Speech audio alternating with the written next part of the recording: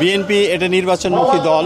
নির্বাচনের জন্যই ভোটার মানুষের গণতান্ত্রিক ভোটাধিকার ফিরিয়ে আনার জন্যই বিএনপি এত দীর্ঘ বছর আন্দোলন সংগ্রাম করেছে। হামলা মামলা, জেল, জুলুম, হেন কোনো অন্যায় অবিচার হাসিনা বাদ রাখিনি বিএনপি নেতাকর্মীদের উপর, অর্থাৎ আমাদের উপর।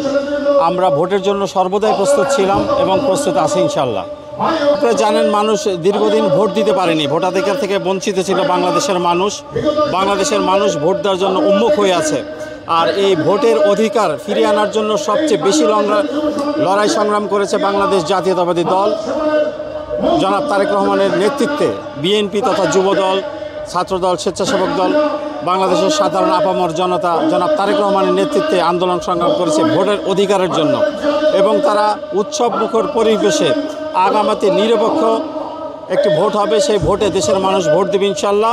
এবং আমরা আশাবাদী যে ধানের শীষ প্রতীকে ভোট দিয়ে বাংলাদেশ জাতীয়তাবাদী দল বিএনপিকে রাষ্ট্র ক্ষমতা আনবে ইনশাল্লাহ এ দেশের জনগণ। আওয়ামী লীগের যদি তারা দেশে ফিরতে চায়, তারা দেশে ফিরে আসছে না কেন, এখনও তারা কেন দেরি করছে? দেশের যে বিচার ব্যবস্থা আছে, বিচার ব্যবস্থার প্রতি আমাদের আস্থা আছে।